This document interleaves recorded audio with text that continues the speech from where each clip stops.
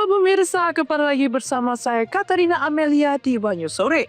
Di hadapan para menteri, Presiden Prabowo Subianto membantah isu jauh antara dirinya dengan dua mantan Presiden RI, Susilo Bambang Yudhoyono dan Joko Widodo.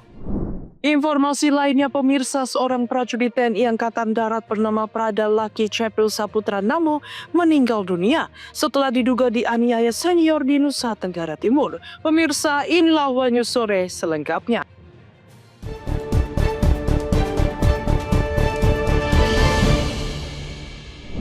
Presiden Prabowo Subianto membicarakan soal pihak-pihak yang berspekulasi politik di hadapan para menteri. Ia menyebut ada pakar yang merasa lebih tahu soal hubungannya dengan kedua mantan presiden SBY dan Jokowi.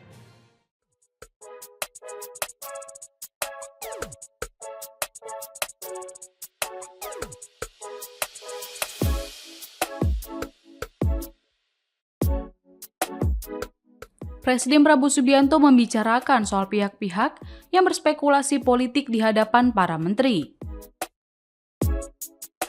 Prabowo menyebut ada pakar yang merasa lebih tahu soal hubungannya dengan kedua mantan presiden, yakni Susilo Bambang Yudhoyono atau SBY dan Joko Widodo atau Jokowi.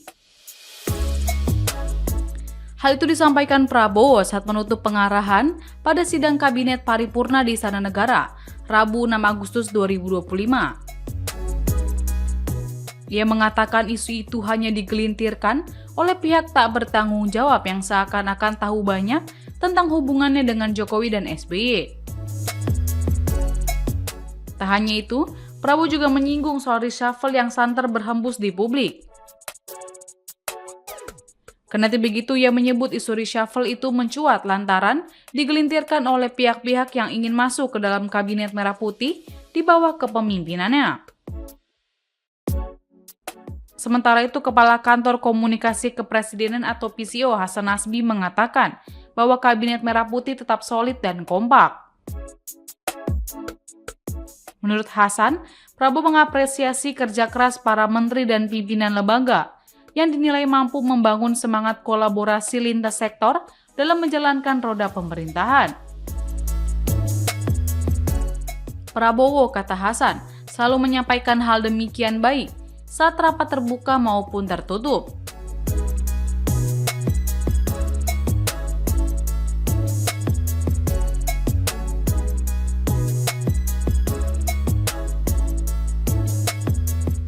Hingga saat ini tidak ada arahan atau isyarat khusus dari kepala negara, baik dalam forum resmi maupun rapat internal, mengenai rencana perombakan jajaran kabinet. Hasan juga menegaskan bahwa reshuffle merupakan hak prerogatif Prabowo. Ia menjelaskan Presiden menyadari bahwa isu reshuffle itu tentu ada. Lebih lanjut, Hasan menyampaikan diskusi publik soal kemungkinan reshuffle merupakan hal yang wajar dalam demokrasi. Namun, Prabowo saat ini merasa tidak ada urgensi untuk itu. Sebelumnya, pada pertengahan Juli, Prabowo sempat menyatakan bahwa reshuffle bisa saja dilakukan jika ada menteri yang dinilai lamban dalam mengambil keputusan penting. Namun, untuk saat ini belum ada sinyal lanjutan terkait hal tersebut. Ketua Umum Projo atau Pro Jokowi Budi Aris Setiadi menegaskan bahwa organisasi relawan akan mengikuti sepenuhnya arahan politik Presiden Prabowo Subianto. Hal itu menanggapi spekulasi apakah Projo akan bergabung ke Partai Gerindra atau PSI.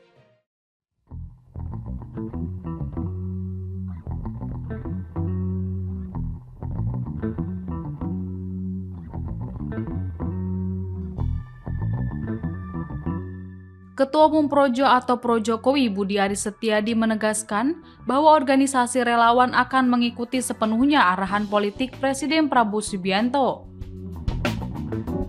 Hal itu disampaikan Budi Ari menanggapi spekulasi apakah Projo akan bergabung ke Partai Gerindra atau Partai Solidaritas Indonesia atau PSI.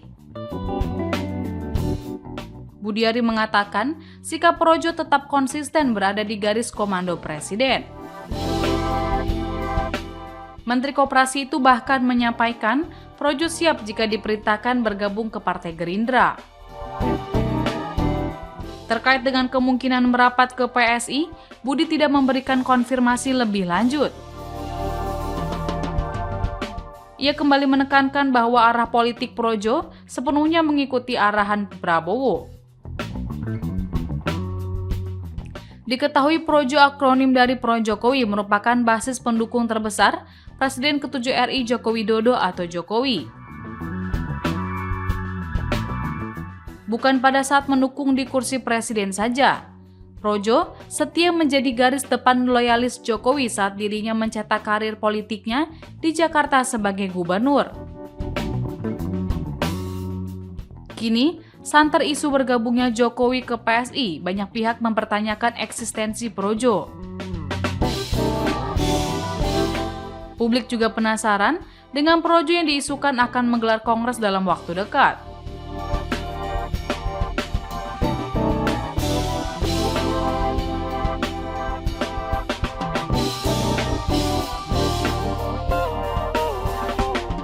Lalu, dengan berbagai perkembangan yang selama ini terjadi, sejumlah pihak ingin mengetahui kemana arah dukungan Projo selain ke PSI adalah Gerindra.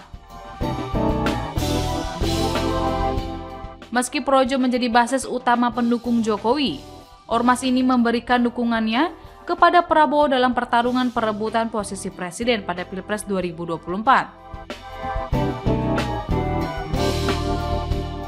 Kendati begitu, Projo belum memberikan pernyataan resmi kepada siapa mereka akan berlabuh. Namun sikap Budi itu sekaligus mengisyaratkan dinamika baru dalam tubuh Projo, organisasi relawan yang sebelumnya sangat lekat dengan sosok Jokowi. Lantas, akankah Projo mengubah DNA politiknya? Menteri Dalam Negeri Tito Karnavian menanggapi permasalahan kenaikan pajak bumi dan bangunan atau PBB 250% yang hampir 3 kali lipat di Kabupaten Pati. Tito mengatakan telah mengirimkan pihaknya untuk memeriksa hal tersebut.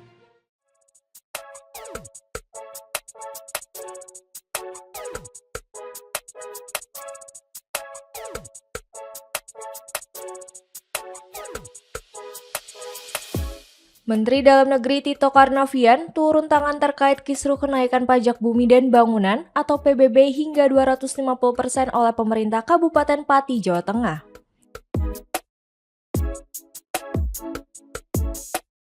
Kebijakan tersebut menuai kontroversi dan menimbulkan gelombang protes dari masyarakat.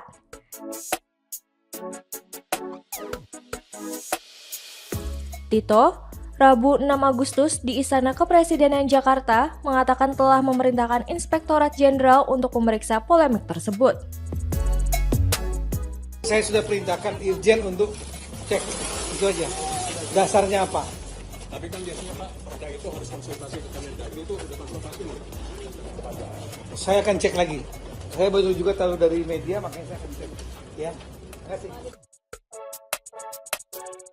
Sebelumnya diberitakan, warga Kabupaten Pati keberatan dengan keputusan kenaikan PBB hingga 250%.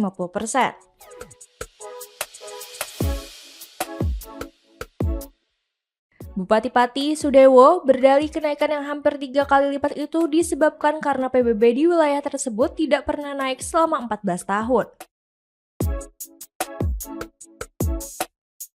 Ia juga mengatakan Pemkab Pati tengah menggenjot pembangunan infrastruktur dan fasilitas umum seperti pembenahan RSUD RAA Suwondo.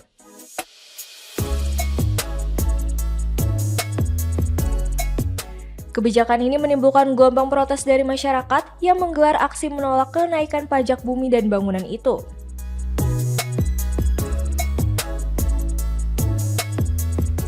Merespons gelombang protes, Sudewo mengklaim dirinya tak mempermasalahkan hal tersebut dan mempersilahkan masyarakat berdemo.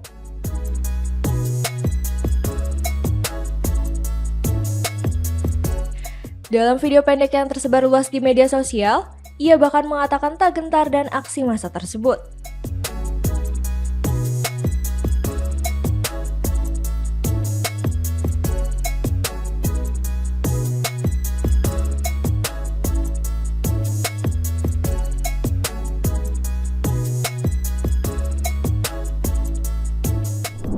Wakil Panglima Kodam 12 Lani Jaya Mayor Wenda yang masuk daftar pencarian orang atau DPO kasus penyerangan hingga penembakan sejak 2014 tewas usai ditembak TNI di Kabupaten Lani Jaya, Papua Pegunungan.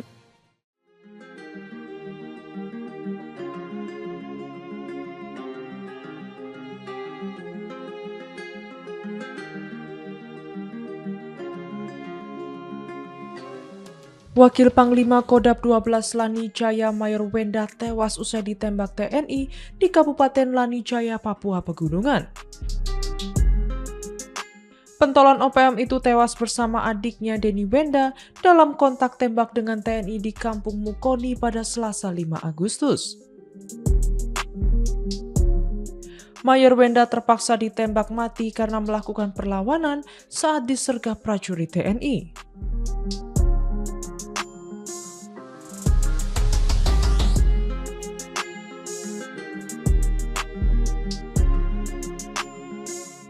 Mayor Wenda atau Kuloi Wonda merupakan buronan yang masuk dalam DPO sejak tahun 2014. Jenazah Mayor Wenda dan adiknya telah dievakuasi ke RSUD Wamena untuk diidentifikasi dan penanganan lebih lanjut. Tindakan tegas dan terukur terhadap kelompok bersenjata ini kami pastikan dilakukan secara profesional sesuai prosedur hukum dan hanya terhadap pihak-pihak yang melakukan perlawanan atau mengancam keselamatan masyarakat maupun aparat keamanan.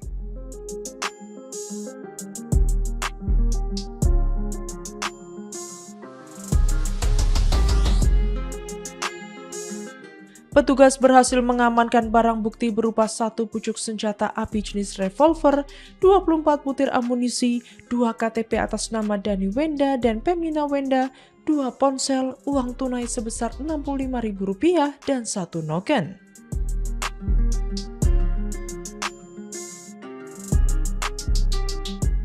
Diketahui Mayor Wenda terlibat sejumlah aksi kejahatan di Papua, di antaranya penyerangan Mapolsek Pirime pada tahun 2012, pembunuhan anggota Polri di Tolikara pada tahun 2012, 9 penghadangan patroli dan aksi penembakan terhadap aparat keamanan di wilayah Lani Jaya pada tahun 2014.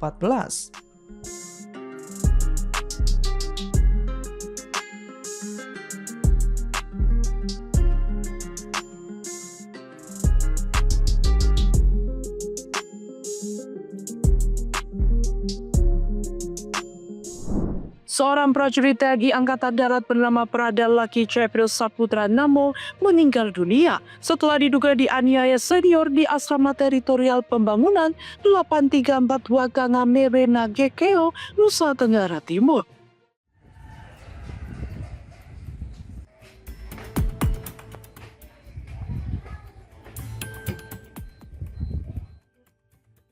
Seorang prajurit TNI Angkatan Darat bernama Prada Laki Cepril Saputra Namo meninggal setelah diduga dianiaya senior di Asrama Teritorial Pembangunan 834 Wakangamere Nagakeo, Nusa Tenggara Timur.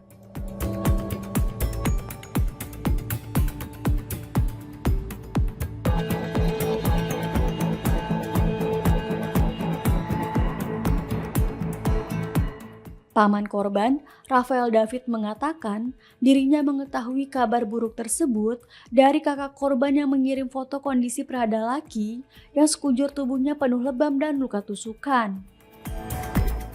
Rafael mengungkapkan korban baru lulus dan baru 2 bulan menjadi prajurit TNI.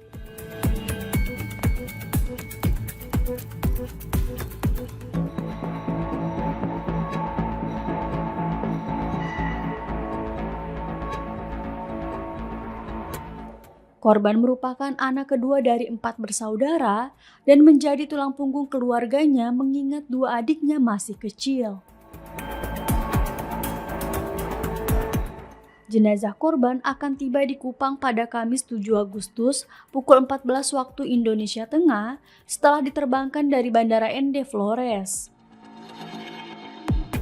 Rumah korban yang berada di Kompleks Asrama Tentara Kuanino Kupang itu sudah dipenuhi karangan bunga dari petinggi TNI Angkatan Darat sebagai tanda turut berduka cita.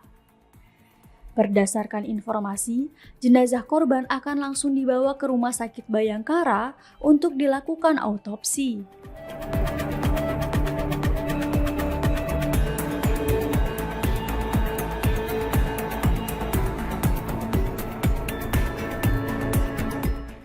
Dengan lihat dia kirim foto apa semua, lihat ini apa, ternyata ada luka lebam, apa benturan-benturan, ada sayatan.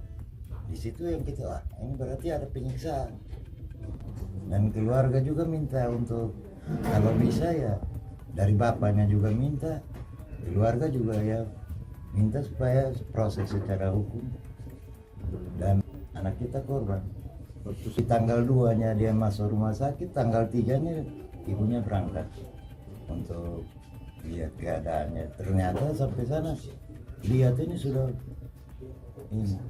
Jadi dia punya dua hari kemudian bapaknya sampai putus napas sudah. Dia meninggal cepat kapan? Dia orangnya pendiam. Dan tidak, ya potong bilang ini dia tidak angkuh juga, tidak sombong apa segala, tidak ini. Ini sudah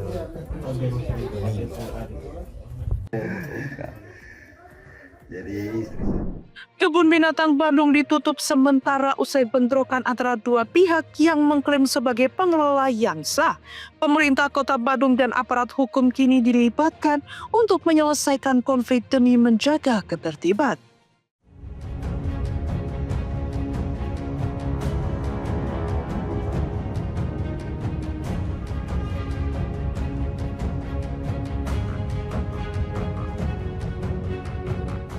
Kebun Binatang Bandung atau Bandung Zoo kembali menjadi sorotan publik setelah terjadi bentrokan antara dua kelompok yang sama-sama mengklaim sebagai pihak pengelola Rabu 6 Agustus.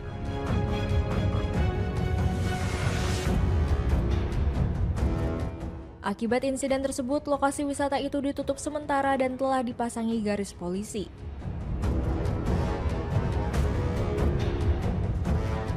Pasca peristiwa itu, Gubernur Jawa Barat Deddy Mulyadi menyatakan bahwa urusan pengelolaan Bandung Zoo merupakan kewenangan pemerintah Kota Bandung.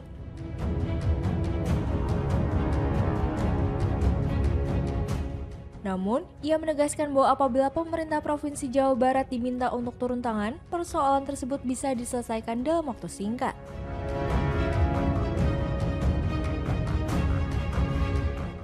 Di pemerintahan kota ya, sampai hari ini kan kita tidak diminta untuk membantu menyelesaikan masalah tersebut. Saya kan membatasi diri hari ini, tidak masuk dulu ke wilayah yang menjadi kewenangan kota tanpa diminta, kecuali hal-hal yang mendasar yang itu menjadi keributan rakyat.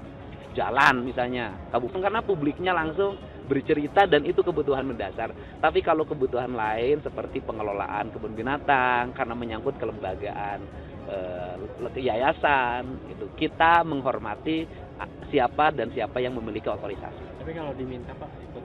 Hari ini akan selesaikan kalau saya minta. Pak, biarkan susi. Sementara itu, Wali Kota Bandung Muhammad Farhan menyebut penyelesaian konflik ini harus melibatkan aparat penegak hukum demi menjaga ketertiban dan kejelasan status hukum pengelolaan.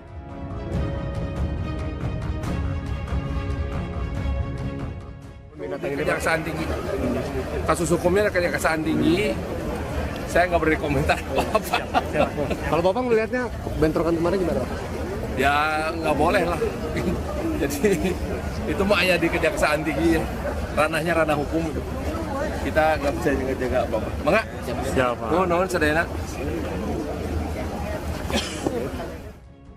Sebelumnya, bentrokan terjadi ketika sekelompok karyawan dari Yayasan Marga Satwa Taman Sari berupaya masuk ke area kebun binatang.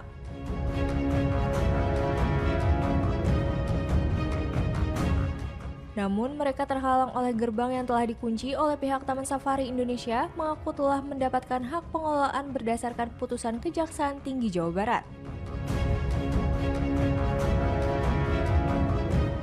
Hingga kini, kebun binatang masih dalam kondisi tertutup untuk umum dan pihak kepolisian masih menyelidiki lebih lanjut untuk menghindari konflik susulan.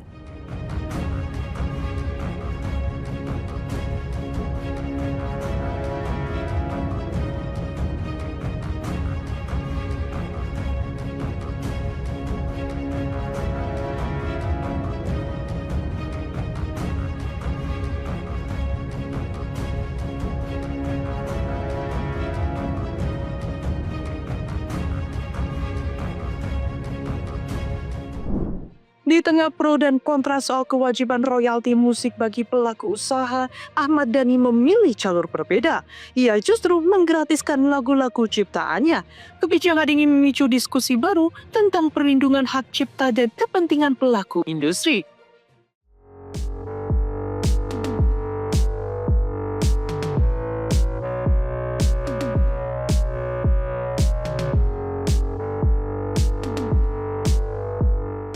Polemik pembayaran royalti musik oleh pelaku usaha seperti kafe dan restoran sedang menjadi pembahasan hangat di ruang publik.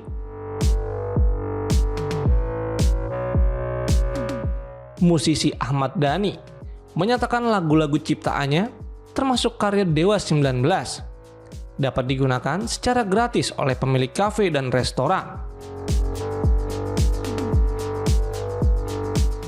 Pernyataan ini ia sampaikan melalui akun Instagram pribadinya. Dhani juga mempersilahkan pelaku usaha yang ingin memutar lagu-lagu Dewa 19 versi Firza atau Elo untuk menghubunginya langsung melalui DM Instagram. Langkah Ahmad Dhani tersebut memicu beragam reaksi dari warganet. Sebagian besar menyambut positif keputusan itu dan mengapresiasi sikap Dhani yang dinilai berpihak pada pelaku usaha. Beberapa netizen bahkan membandingkan kebijakan ini dengan pernyataan musisi lain yang meminta masyarakat memahami pentingnya pembayaran royalti.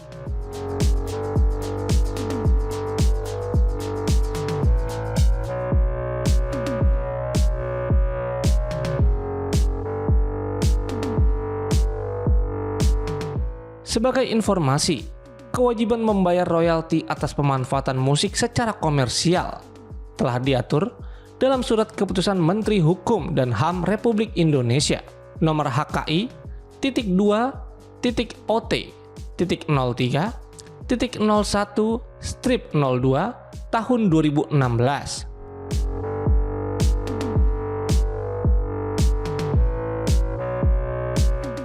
Dalam aturan tersebut, pemilik usaha seperti restoran dan kafe diwajibkan membayar royalti kepada pencipta dan pemilik hak terkait masing-masing sebesar Rp60.000 per kursi per tahun.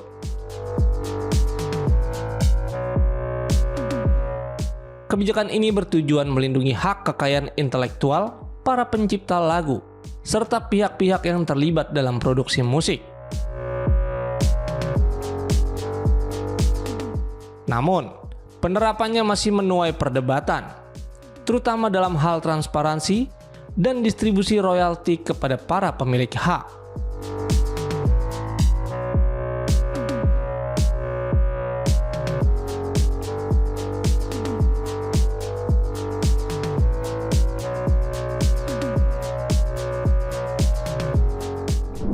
Demikian informasi yang dapat kami sampaikan pemirsa. Terima kasih telah bergabung bersama kami.